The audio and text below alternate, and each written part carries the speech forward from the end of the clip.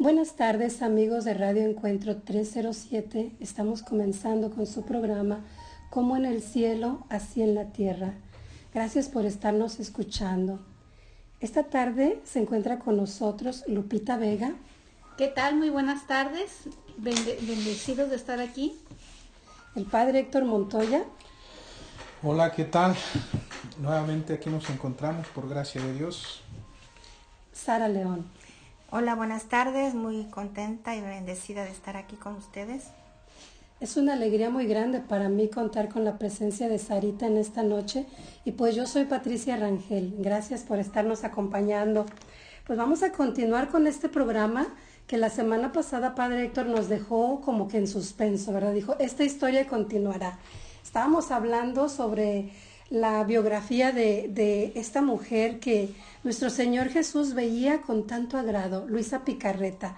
Estábamos hablando sobre su vida y Padre Héctor en esta noche va a continuar un poquito hablándonos sobre ella, Padre. Bueno, vamos a continuar con esta biografía de Luisa. Quisiera mencionar algo más de precisamente lo que el Señor le dice a Luisa cuando pues apenas empezaba a tener estas experiencias con el Señor, que creo que es importante. Habíamos mencionado por qué pues era a la vez como de una personalidad así como muy tímida, temerosa, claro que tenía la otra parte siempre, porque era una niña también muy alegre, pero ¿por qué ella tenía esa actitud? Y quisiera mencionarlo nuevamente porque creo que esto es algo muy importante que deberemos de tener en cuenta, porque después vamos a estar hablando de esto.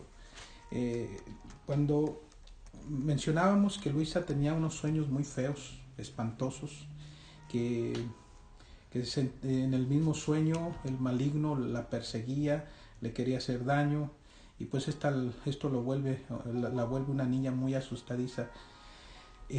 Quizás hasta a la vez me acuerdo también de esto, porque a mí como sacerdote muchas veces me han llegado mamás con sus niños, que los niños les pasa ciertas cosas, que están soñando y están teniendo pesadillas y son unos niños como muy asustadizos también.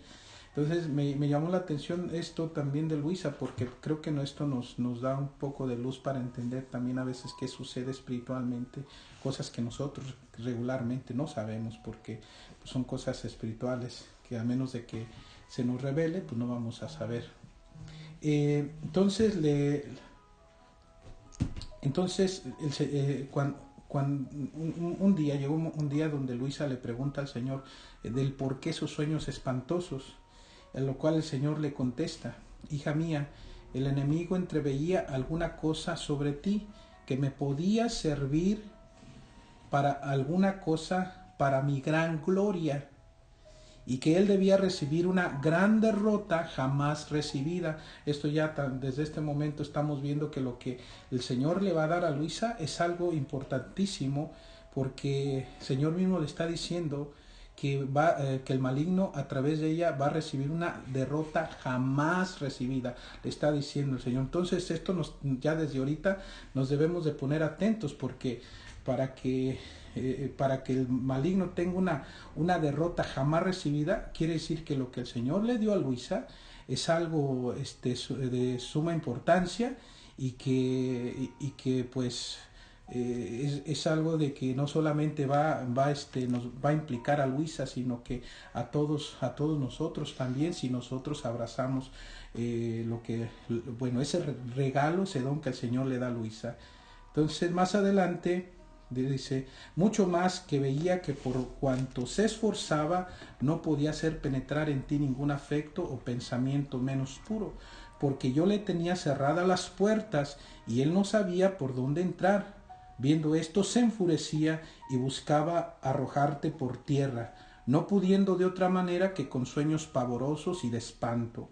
Mucho más que no sabiendo la causa de mis grandes designios sobre ti, que debían servir a la destrucción de su reino.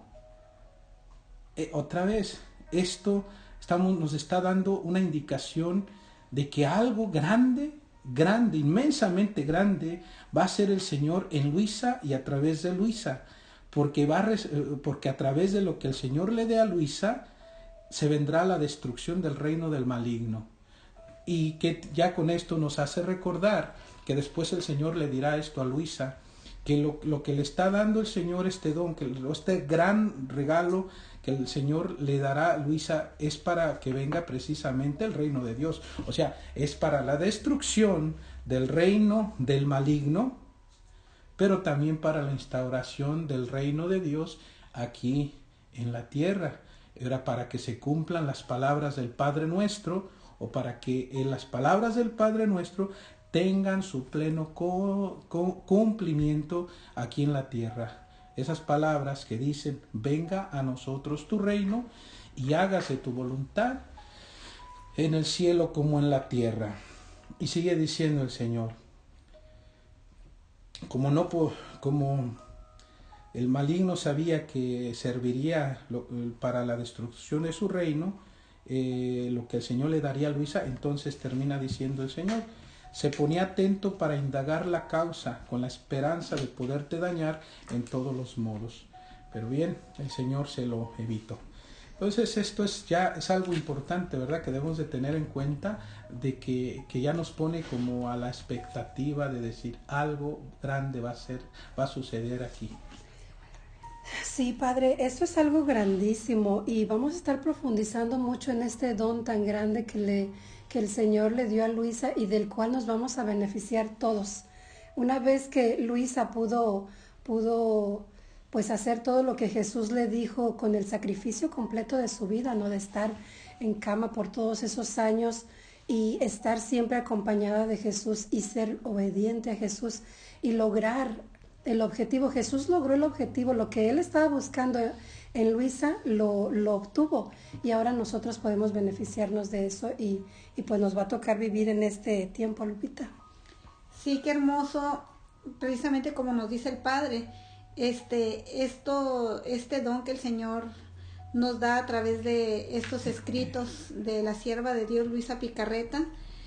Como dice el Padre, es el cumplimiento de la promesa que nuestro Señor nos dejó en el Padre Nuestro, y que Él fue el primero que la pronunció, Él siendo la cabeza de la iglesia, siendo la cabeza del cuerpo místico, es el primero que ora esta oración y que le enseña a sus discípulos, a sus apóstoles, y que nosotros por estos 2000 años lo hemos orado en cada misa, en cada oración que hacemos personalmente. Ese: venga a nosotros tu reino y que tu voluntad se haga como en el cielo, así en la tierra. Este es lo que el Señor le da a conocer a la sierva de Dios, Luisa Picarreta.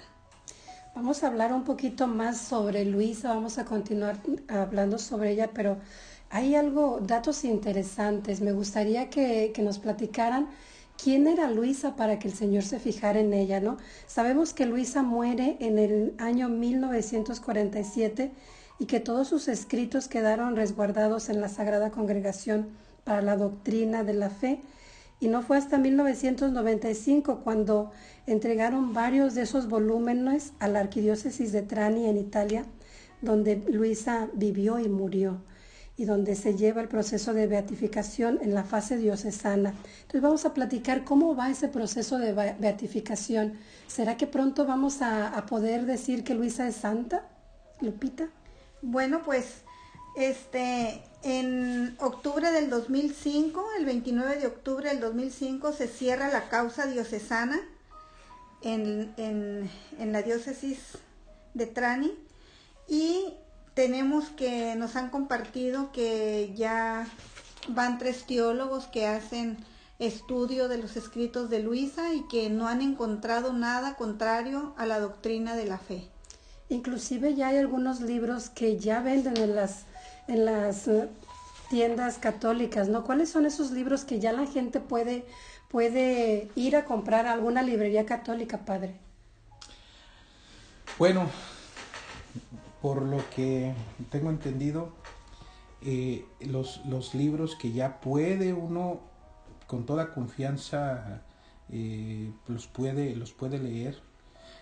Primeramente están lo que son el libro de las 24 horas de la Pasión, el libro de Nuestra Madre Santísima, el libro de la Virgen María en el reino de la Divina Voluntad. Esos dos libros también, con toda confianza, uno puede leer de los 19 primeros volúmenes. Esos 19 primeros volúmenes pues recibieron el Nihil Obstat del San Aníbal de Francia, que fue fue un santo canonizado por San Juan Pablo II.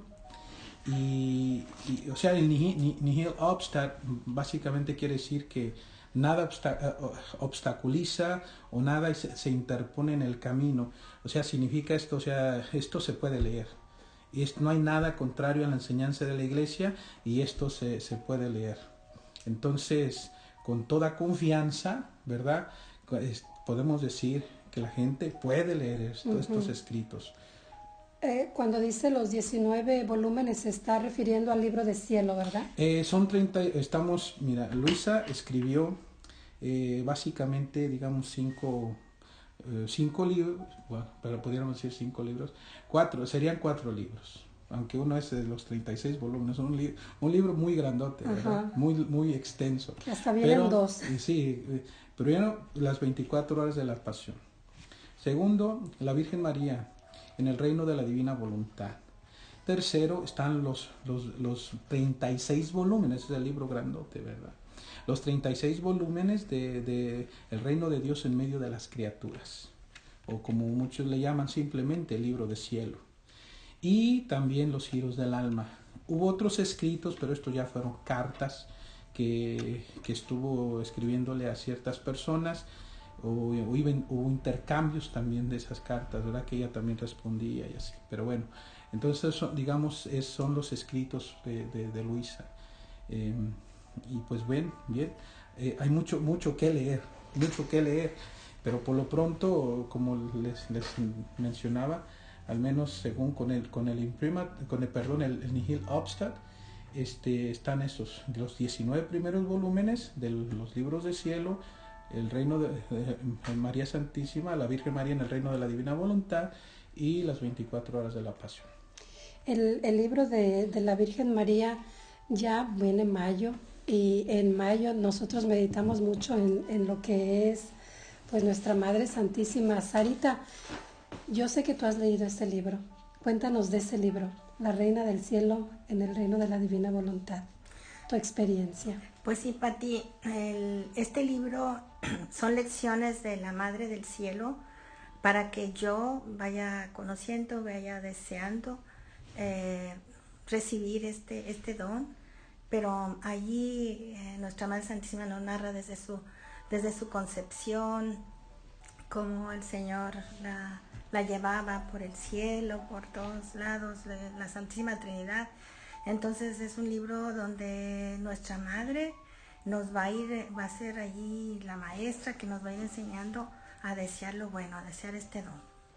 Es un libro que a mí, en lo personal, como mamá, se me hace muy bonito, muy tierno para leérselos a los niños, porque la Virgen usa un lenguaje tan maternal que de verdad tu corazón se queda prendido de esa Madre Celestial. Es un libro que yo les recomiendo a las mamás que están escuchando Radio Encuentro 307 ahorita, que lo compren, que lo busquen y que lo lean, que lo profundicen y que se lo lean a sus hijos, Sarita. Sí, otra cosa hermosa que tiene ese libro, Pati, es que tiene jaculatorias. Y jácula quiere decir flecha de amor. Entonces, cuando repetimos esas jaculatorias, estamos mandando una flecha de amor hacia Dios. Por eso a mí me encanta. Y es que nuestra Madre en este libro nos deja tarea, ¿no? Y durante todo el día estamos, como dijo Sarita, estamos mandándole esas flechas de amor a nuestro Señor. Es un libro muy hermoso, se los recomiendo mucho, yo que soy mamá, y a mí me ha servido en mi vida espiritual y también me ha ayudado con Ángel.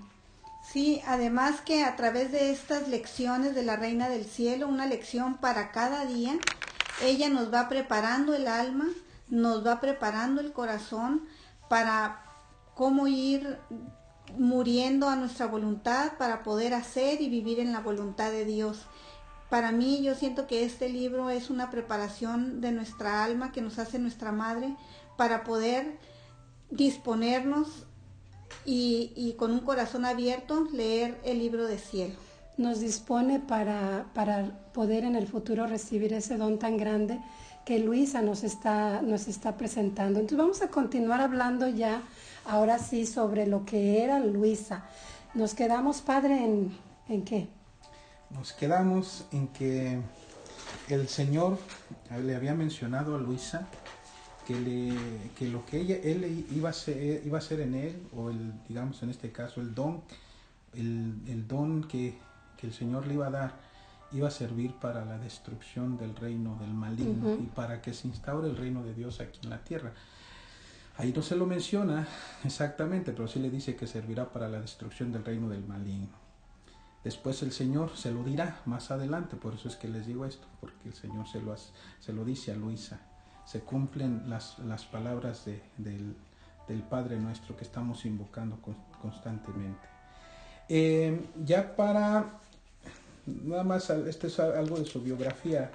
En el año ya del 1874, a los 9 años, Luisa hace su primera comunión.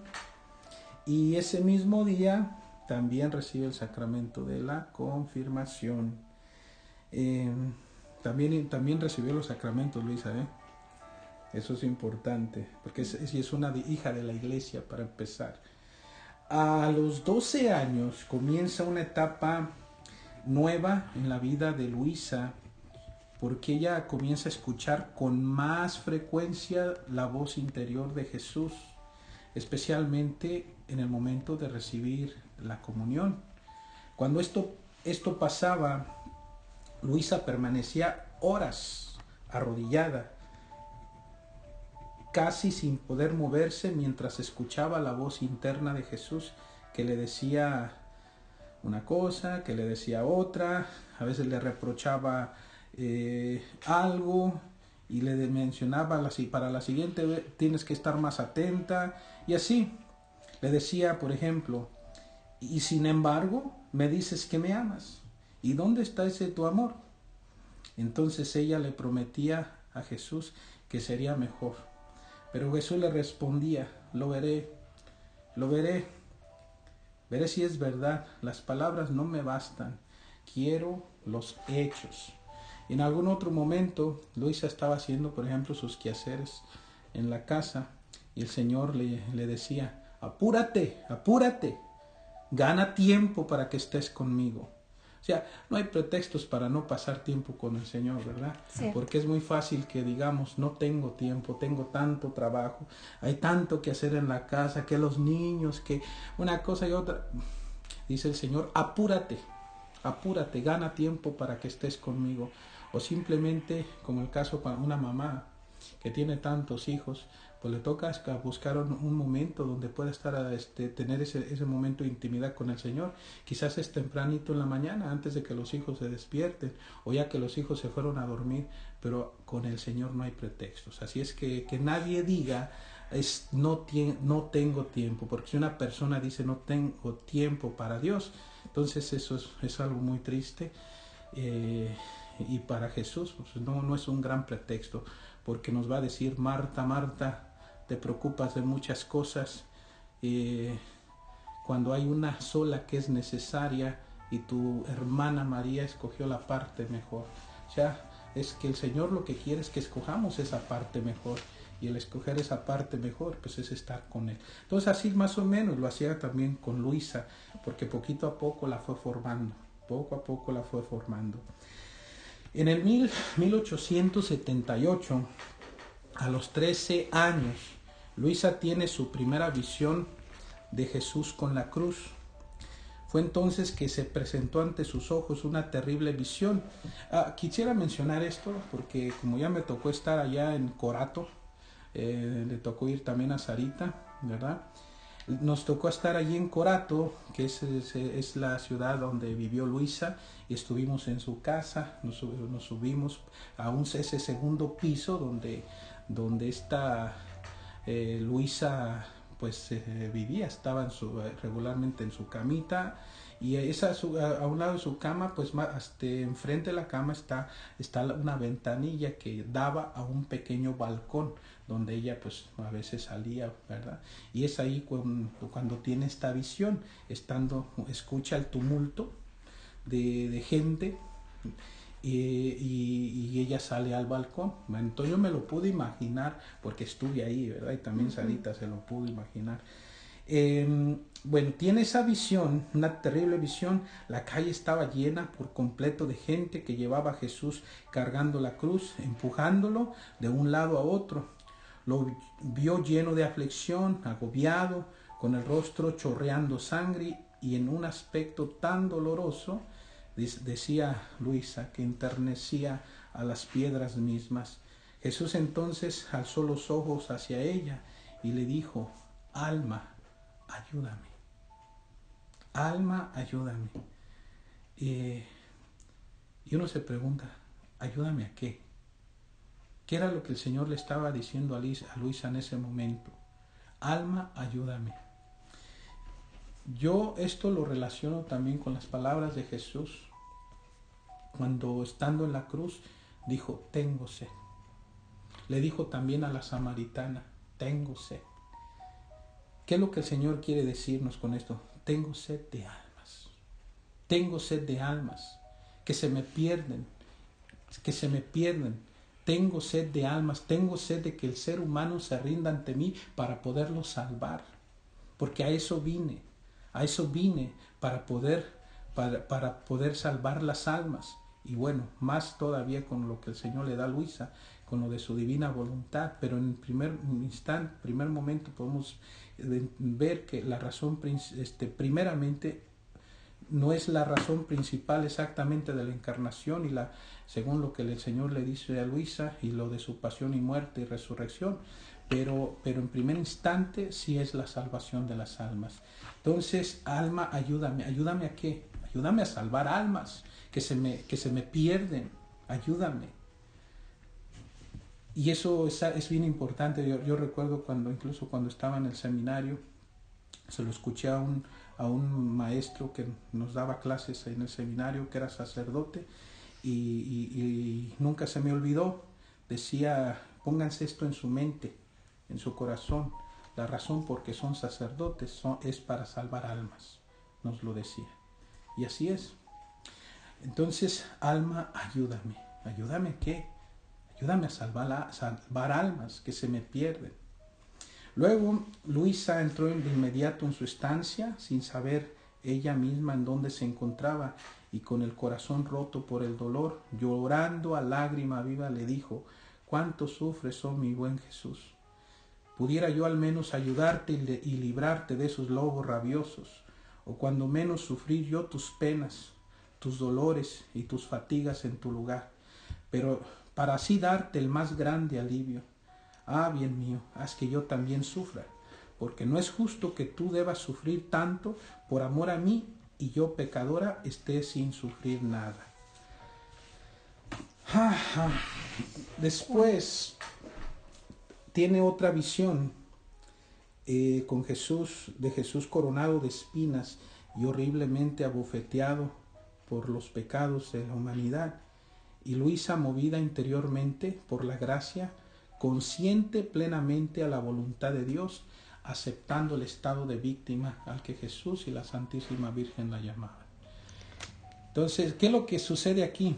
El Señor, antes de darle ese gran don del vivir en su divina voluntad, primero la tiene que crucificar con Él, para que resucite en la voluntad divina a esa vida que el Señor le quiere dar. Entonces el Señor la va preparando poco a poco, y para prepararla la lleva a que participe de su propia pasión, de su pasión y su muerte, para que así pueda resucitar. Entonces Luisa acepta el estado de víctima. Eso es lo que le quería preguntar, Padre. Para Luisa llegar a recibir este don tan grande que Jesús le quería dar, Jesús la tuvo que preparar. La preparó. Nos contó ya que cuando era chica, bueno, pues en esos sueños que ella tenía pesadillas, ella se hizo muy asustadiza y por esa razón rezaba mucho. Recuerdo en el programa pasado que lo comentó, que rezaba más, ¿verdad? Para que se le fueran esos sueños y todo. Y fue una niña que estaba como alejada del mundo de alguna manera, pero era una niña normal, común y corriente, que corría, brincaba, caminaba. Pero ¿qué fue lo que Jesús hizo para poder trabajar en el interior de ella? ¿Cuándo fue que Luisa le dijo, sí, aquí estoy, lo que tú quieras? ¿Qué tan fácil o qué tan difícil fue para Luisa poder recibir este don? Pues, Lupita. Pues bueno, ha sido un proceso en su alma.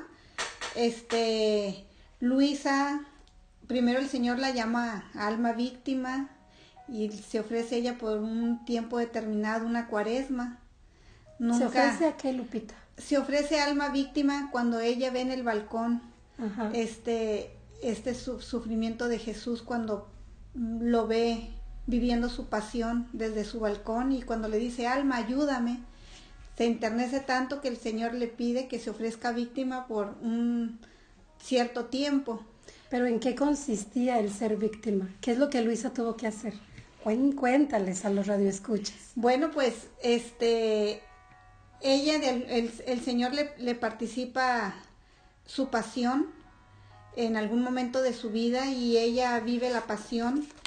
Los estigmas también los recibe, pero ella le pide a nuestro Señor que no se puedan ver, para que ella tenía los estigmas, pero eran invisibles. Ella le pide, porque ella era un alma tan humilde que no quería estar expuesta a los demás. Uh-huh. Y pues el Señor le pide quedarse en cama, donde ahí la va a ir preparando, donde por 10 volúmenes del 1 al 10 es donde el Señor la prepara, la purifica. Ha sido un proceso, y pues eso lo vamos a ir desarrollando poco a poco, pero ha sido un proceso en el que ella ha ido dando su sí a los planes de Dios.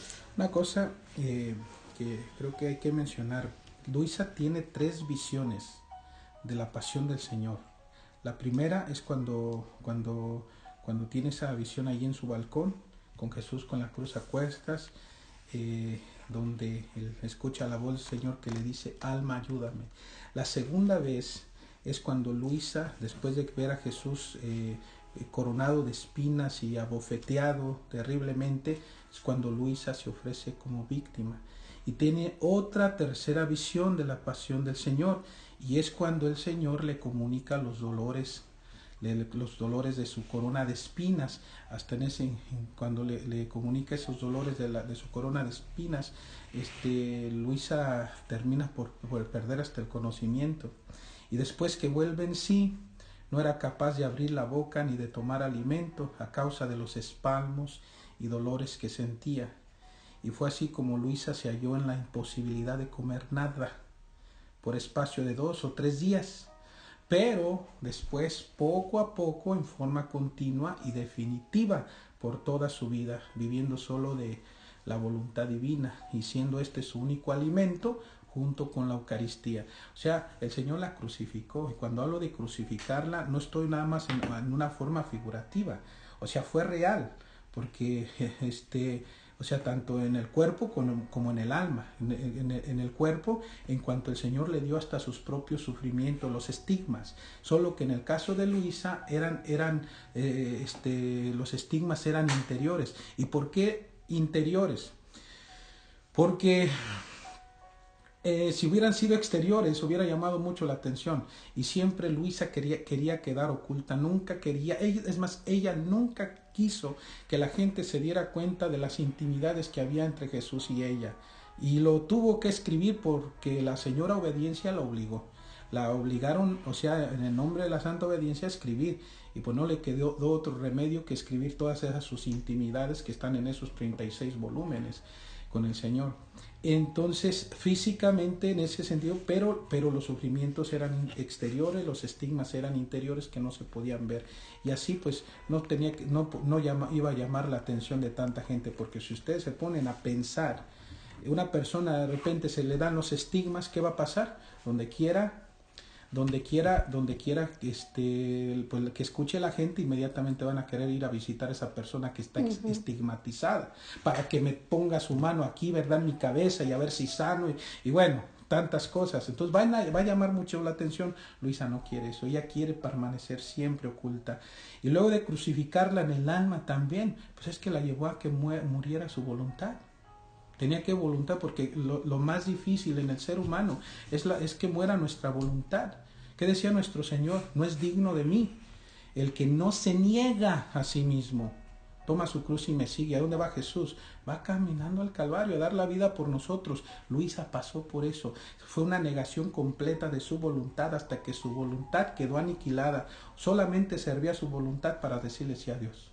Y fue todo. Entonces fue una crucifixión, sí, física, por un lado, en el sentido de que por los estigmas, sufrimientos reales que padecía de la pasión del Señor, pero también, digamos, el aniquilamiento de su propia voluntad humana. Y fue como la fue preparando después para que pudiera vivir en su voluntad, que ya después explicaremos de qué se trata esto. Bueno, yo solo quiero agregar que para completar lo que dijo Lupita, que cayó en cama, ella permanecía sentadita y los doctores nunca le encontraron ninguna enfermedad. Entonces, pues fue parte de ser víctima y todo lo que dijo el Padre. Parte de esto de ser crucificada, Jesús fue crucificado en una cruz, ¿verdad? Luisa fue crucificada en una cama. Así y es. Más o menos alrededor de, según se cuenta, de 64 años crucificada en esa cama, estando en la misma posición, incluso hasta para dormir, sin que incluso los doctores, estando en una misma posición, los doctores no pudieron diagnosticar nunca ninguna enfermedad y nunca se le formaron úlceras. Imaginen la misma posición por 64 años sin que pudiera ladearse, aunque sea un poquito, nada de eso. Todo el tiempo crucificada en esa cama y una misma posición. Y si decimos que estaba enferma o si se enfermó de amor. Se enfermó de amor y fue como así también se ofreció como víctima de reparación por los pecados de la humanidad también. Súper interesante todo lo que están compartiendo todos. Yo estoy, pero que sí, emocionada escuchándolos, porque es muy bueno saber qué es este don, primero que nada, y cómo lo puedo adquirir yo. Y ahora que sé que ya Luisa se lo ganó, ahora yo puedo aspirar a tenerlo en mi vida, ¿no? Pero vamos a continuar más adelantito hablando de Luisa y de todos estos prodigios que el Señor hizo en ella. Pero vamos a hacerle unas preguntas al Padre que nos hicieron por medio de texto y por medio de Facebook. A ver qué nos puede decir el Padre. Tenemos la primera pregunta que dice: ¿a dónde iban las personas que se ganaron el cielo, pues que eran buenas, antes de la venida de Cristo? ¿A dónde iban estas personas? Está buena esa pregunta, ¿verdad? Al cielo no iban. Al cielo no iban. Al cielo no iban. ¿Y por qué digo que al cielo no iban? Porque el cielo, el hecho de que el cielo se haya abierto es conquista de Cristo en la cruz. Con la caída de Adán y Eva, el cielo se cerró. Incluso eso de que después de que Adán y Eva, una vez que son expulsados del paraíso terrenal, del Edén, el hecho de que hubiera un ángel allá a la entrada del Edén para prevenir de que nadie entrara, eso significaba de que no había acceso más. Es una forma figurativa también de que no había acceso al cielo, porque cuando el ser humano pecó, cerró el cielo de esa manera. Entonces no había manera alguna de que el ser humano pudiera ir al cielo, por más bueno que fuera, porque por causa de ese pecado original y después todos los pecados personales, pues eso le había cerrado la gloria eterna a uno. Entonces, ¿qué tuvo que suceder? Jesús tenía que venir a abrir las puertas del cielo. ¿Y cómo lo hizo? Por medio de su vida, por su pasión, su muerte y su resurrección. O sea, el Señor nos consigue la salvación, nos conquista para el Padre y nos abre las puertas del cielo. Por eso no hay ningún otro nombre que se haya dado ni en el cielo, ni en la tierra, ni en ningún otro lugar que el de Jesús para poder alcanzar la salvación. Y alcanzar la salvación significa entrar en la gloria. entrar en la gloria. Entonces no podían irse al cielo, porque primero Jesús tenía que morir en la cruz, padecer, morir y después resucitar para conquistarnos esa gracia. Entonces, ¿a dónde iban? Pues ya dijimos que al cielo no. La Escritura menciona un lugar que es un lugar espiritual, un estado y lugar a la vez, y es en lo que se le conoce el seno de Abraham. El seno de Abraham era ese lugar de, digamos, felicidad, porque no sufrían, pero era una felicidad más como natural, porque no era la visión beatífica, no era la visión beatífica de contemplar a Dios tal cual es, pero sí era un estado de felicidad en un sentido porque no sufrían quienes estaban a la espera. Entonces, el seno de Abraham era un lugar de espera para que después de que Jesucristo nos consiguiera la salvación, ellos después pudieran salir de ahí. Estaban esperando su completa liberación. Ya habían sido gentes santas, gentes justas, gentes muy buenas, pues podemos contar a tantos ahí, entre ellos todos los patriarcas, comenzando con Abraham, pensando por ejemplo en Moisés, los mismos profetas. Después tenemos gente muy santa, y creo que hasta más santas que los demás, como sería Santa Ana, San Joaquín, el Señor San los José. padres, San José, o sea, de que San José fue más santo que todos los demás, eso estoy seguro, ¿verdad? Entonces San José, y otros también como San Juan Bautista, Santa Isabel, y así, ¿verdad? Entonces, ¿a dónde iban esta gente que era justa y que era santa? ¿Por qué no podían entrar al cielo? Porque Jesús no lo había abierto. Jesús, cuando se atraviesa, y esto lo podemos ver de esa manera, ¿verdad? Que cuando la lanza atraviesa el corazón del Señor, sale sangre y agua. Esa abertura del corazón del Señor fue la entrada al cielo, porque en el corazón de Jesús se encuentra toda esa inmensidad del cielo. Entonces ahora el costado de Cristo, o sea, el corazón abierto del Señor es la entrada al cielo. Entonces se nos conquista y nos viene esa entrada a través de su pasión, muerte y resurrección. Pero mientras tanto, mientras Jesús no ha dado la vida, mientras Jesús no ha muerto y resucitado, entonces están a la espera. Están solo a la espera. Pero una vez que Jesús resucita, todos se los lleva consigo. Todos. La entrada de Jesús al cielo fue triunfante. Fue triunfante.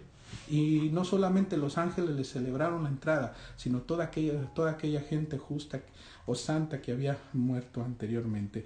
Quizás había un grupo bastante grande en el purgatorio y otros pues en el infierno, donde ya una vez que se entró ahí, ya no se sale. Entonces el seno de Abraham es más que nada, digamos, ese lugar donde iban estas personas. Y es incluso, pero esto es algo pequeño nada más que voy a decir, es lo que podemos ahora conocer como el limbo, donde van aquellas personas, en este caso los niños, que no teniendo culpa personal, pues sí tuvieron una culpa que se les heredó, que es el pecado original. Pero es un lugar de felicidad. Y eso no sufren, sería, por pero ejemplo, pueden salir de ahí. los niños que mueren sin bautismo, ¿entrarían ahí? Ahí es el lugar. Sería, o sea, el limbo, digamos, es más o menos algo semejante a lo que sería el seno de Abraham. Que claro, quiero aclarar una cosa, el limbo no es una enseñanza oficial de la iglesia, pero ha estado dentro de la iglesia. Porque incluso si uno le pregunta a cualquier persona, ¿verdad? De rancho, donde sea, ellos han escuchado la palabra limbo. Forma parte de la piedad popular. En un momento se enseñó, quizás no como una enseñanza oficial, pero sí. Y bueno, yo soy de esos que creen en eso, que sí hay un limbo, ¿verdad? Pero no me tienen que creer a mí, aún así, si no me creen en este caso sobre el limbo, pues no están fuera de la iglesia, ¿verdad? Bueno, pues ahí está contestada la pregunta, esa encerraba 3 preguntas, pero está contestada ahí. Entonces vamos a pasar a la siguiente pregunta. Un joven de 18 años que tiene el deseo de vivir en castidad hasta que se case, pero en el grupo con el que él está, en estos tiempos tan difícil que es vivir la castidad, dice que él no puede no puede encontrar personas que piensen igual que él en donde él se reúne. Entonces, él pidió un consejo, ¿cómo hacerle para mantenerse en castidad, viviendo en castidad en este tiempo y con la gente con la que se están, pues ahora sí que relacionando? Ay, ay, ay, se lo voy a contestar de esta manera, como les decía San Juan Bosco a sus jóvenes. San Juan Bosco era un educador de jóvenes. Uh-huh. Y pues que los mismos jóvenes que él encontraba en la calle, él les daba un hogar, les daba digamos, una familia, porque pues entre todos les daba una educación, era educador de jóvenes. Entonces, lo que San Juan Bosco le recomendaba mucho a los jóvenes eran las visitas al Santísimo. Les decía lo siguiente: ¿quieren que el Señor les conceda muchas gracias? Visítenlo a menudo. ¿Quieren que Él haga pocas? Visítenlo poco. ¿Quieren que Él... ¿Quieres que el demonio te agreda? Visita poco a Jesús sacramentado. ¿Quieres que huya de ti? Visítalo a menudo. ¿Quieres vencer al demonio? Refúgiate con frecuencia a los pies de Jesús. ¿Quieres ser vencido? Deja de visitar a Jesús. Y terminaba diciendo: queridos jóvenes, la visita a Jesús sacramentado es un medio muy necesario para vencer al demonio. Ir pues a visitarlo con frecuencia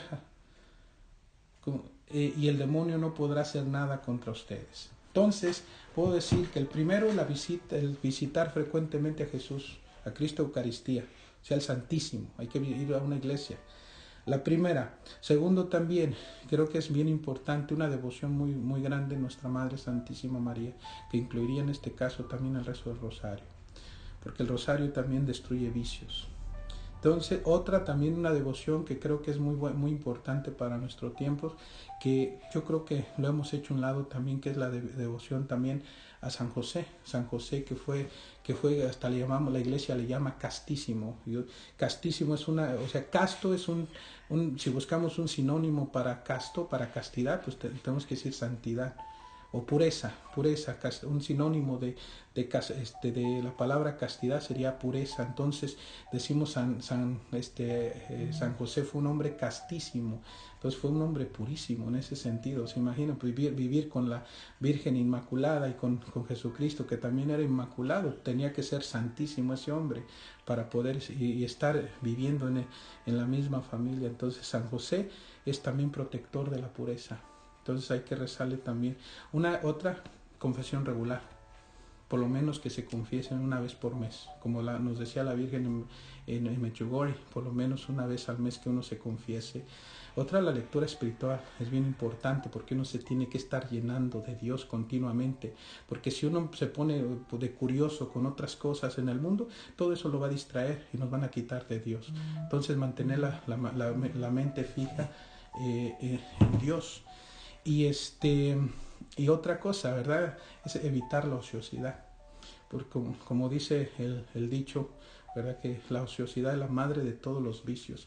Y por ahí me encontré otro que dice: el ocioso tienta al diablo para que el diablo lo tiente. Entonces, si uno le da espacio al maligno, por ahí se va a meter. Hay que mantener nuestra mente ocupada, también haciendo deporte, el trabajo, pero también mantener nuestra mente ocupada en las cosas de Dios, en la lectura, en la oración, las visitas al Santísimo, nuestra devoción, como decíamos, a Nuestra Madre Santísima María, a San José. Y bueno, pues ahí está, más que contestado. No hay que ser ociosos, hay que entretenernos en las cosas de Dios, que al final nos van a dejar una satisfacción pero muy hay grande. Hay telefonito, ¿verdad? San teléfono. Bueno, pues vamos a continuar. Gracias, Padre, por contestar estas preguntas. Quedó una pendiente, pero lo vamos a dejar para la siguiente semana. Y si quieren ustedes mandar sus preguntas, pueden dejarlas ahí en Facebook o a mi teléfono, área 916-470-5424. Patricia Rangel, déjenme un texto con sus preguntas y Padre Héctor estará contestándolas en el futuro. Vamos a continuar hablando. Ahora sí, ya vamos a empezar con las cosas serias, Padre. Todo es serio, ¿verdad? Sabes que ya sé más o menos por dónde vas, Pati, pero déjame terminar de decir una cosa más de Luisa. A ver, padre. Porque yo creo que esto es importantísimo y lo he mencionado antes. Y ya lo acabamos de mencionar que Luisa pasó más o menos alrededor de unos 64 años crucificada en una cama, pero también por más de 50 años, nomás ahorita no recuerdo exactamente el número exacto de cuánto tiempo fue, pero fueron más de 50 años que Luisa se estuvo alimentando, nuevamente decimos, de la voluntad divina, era su alimento, pero también la Eucaristía. Entonces, para poderse estar alimentando de la Eucaristía, tenía que tener un sacerdote. Como ella estaba siempre en su casa, en esa misma cama, crucificada esa cama, entonces para poder estarse alimentando de la Eucaristía tenía que tener un sacerdote. Y eso todos los días Luisa tenía un sacerdote que le iba a celebrar misa, que le iba a celebrar la Santa Misa, para así también después ella alimentarse de Cristo Eucaristía. Por eso digo, oigan, ya tan solo que eso suceda, ya eso es algo extraordinario en Luisa, porque digamos, si ustedes o la gente que nos está escuchando consiguen que un sacerdote les vaya a celebrar misa en su casa, entonces yo creo que eso ya es algo extraordinario, el hecho que lo consigan. Yo hasta ahorita, a pesar de esto que tenemos del virus, por lo que estamos pasando ahorita, nadie ha conseguido que yo le vaya a celebrar una misa, ¿no? Entonces, pero que creo que a lo mejor pudiera haber un tipo de justificación aquí quizás, pero no. Pero que Luisa todos los días, por más de 50 años, tuvo un sacerdote y que todos los días venía y le celebraba la Santa Misa.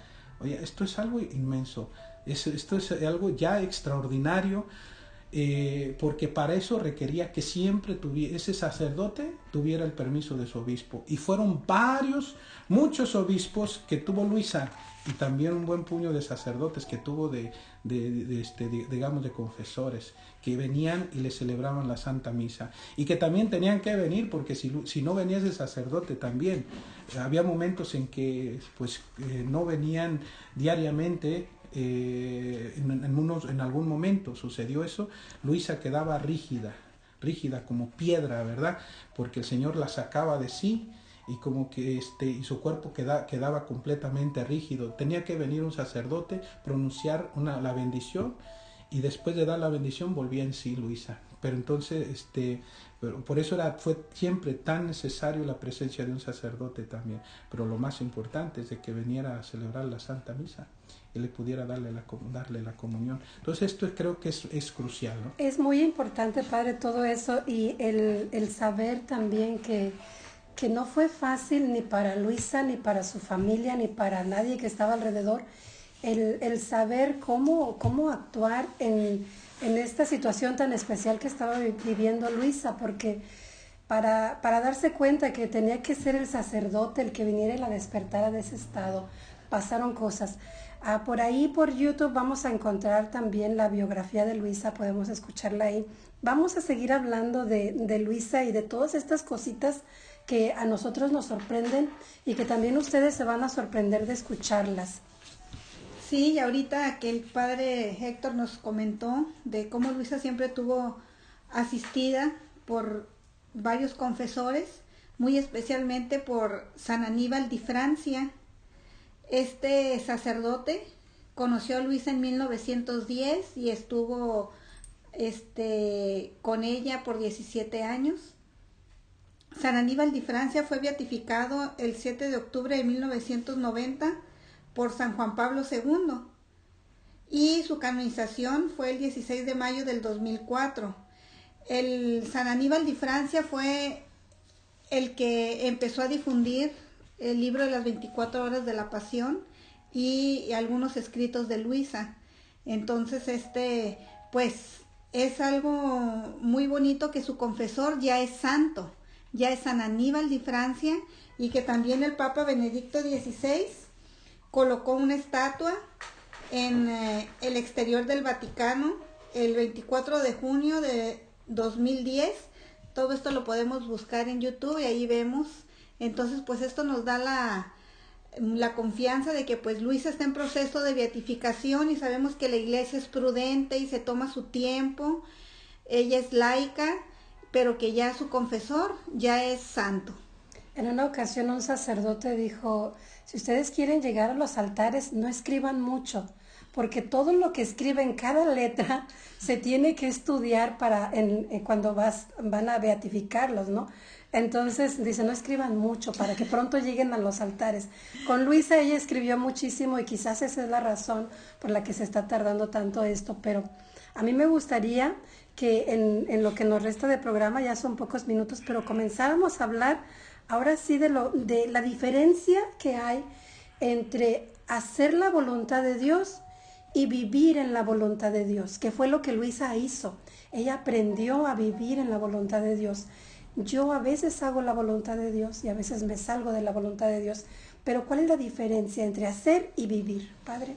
Deja terminar con estas palabras de San Aníbal de Francia, y esto lo voy a conectar con la pregunta que estás haciendo. San Aníbal de Francia, que acompañó fueron alrededor, creo, 8 años que acompañó a Luisa, y que la llegó a conocer muy de cerca. Hay un momento donde él pues resume lo que el Señor le dio a su sierva. Le dice San Aníbal: nuestro Señor, que de siglo en siglo aumenta cada vez más las maravillas de su amor, parece que de esta Virgen, que él dice que es la más pequeña que ha encontrado en la tierra, desprovista de toda instrucción, haya querido hacer un instrumento idóneo para una misión tan sublime que ninguna otra se le puede comparar, o sea, el triunfo de la divina voluntad en el universo, conforme a lo que decimos en el Padre Nuestro: fiat voluntas tua sicur in cielo et in terra. O sea, venga a nosotros tu reino, hágase tu voluntad. Hágase tu voluntad como en el cielo, así en la tierra. Entonces, ¿de qué es lo que habla aquí San Aníbal de Francia?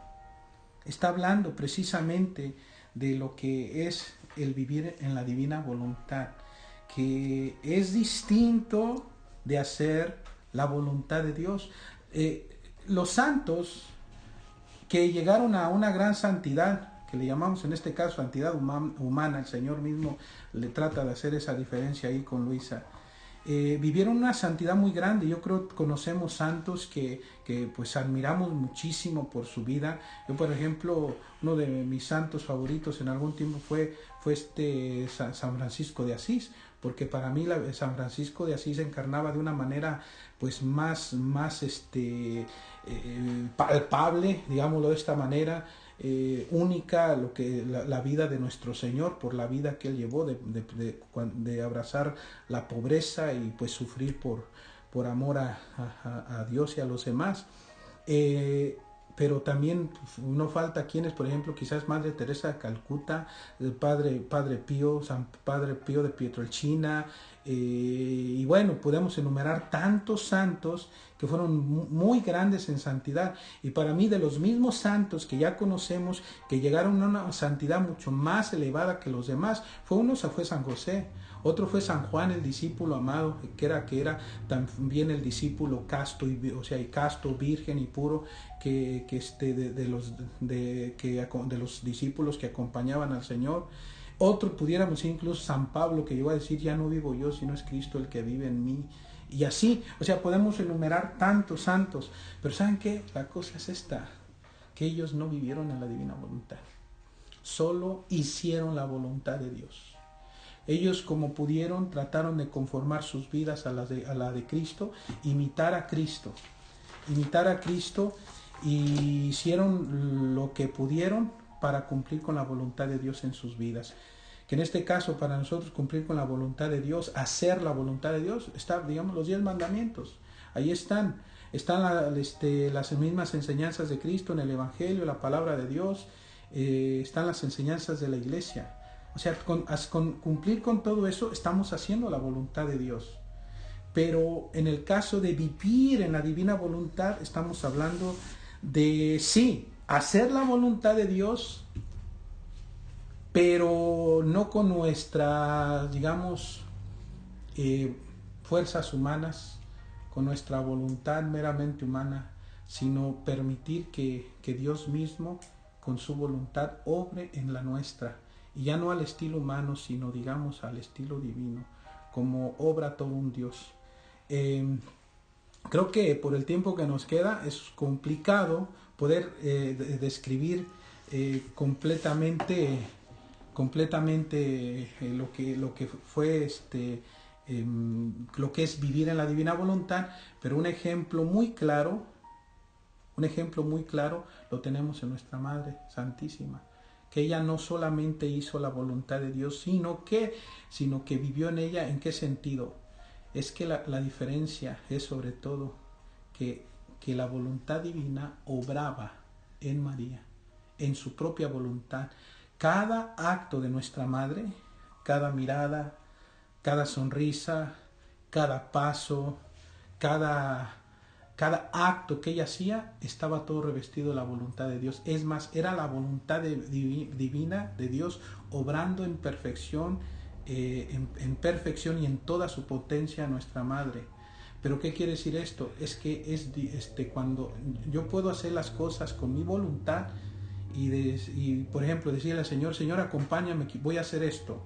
Una mamá pudiera decirle al Señor, voy a ir a lavar los trastes, Señor, acompáñame a lavar los trastes. Y en eso está haciendo la voluntad de Dios, porque el Señor, en su voluntad está que esa madre sea responsable en su casa. Pero es distinto que, el vivir en la divina voluntad sería no solo, Señor, ven, acompáñame, Señor, estate aquí conmigo, pidiendo al Señor que me acompañe, que esté ahí a mi lado, y mientras yo haciendo su voluntad, haciendo aquello que le agrada, en este caso sería lavar los trastes. Qué diferente es, Señor, ven a mí y sé tú quien lo hagas, que sea tu voluntad obrante en mí, quien haga este acto de lavar los trastes. O sea, ya le estoy dando permiso a Jesús que Él lo haga con su potencia divina, en su potencia divina, y ese acto que es pequeño se vuelve un acto inmenso. Adquiere un valor mucho más grande, ¿no? Porque ya es Dios obrando en mí. Bien interesante, Padre. Voy a tenerlo que cortar. Muy pequeño, pero esto tiene que continuar porque si no, no se puede aclarar. Vamos a seguir la próxima semana, nos quedamos ahí. Ahora sí en la diferencia de vivir y de hacer la voluntad de Dios, hacer la voluntad o vivir en la voluntad de Dios. Y vamos a continuar con eso. Muchísimas gracias por haber estado con nosotros en esta noche, Sarita.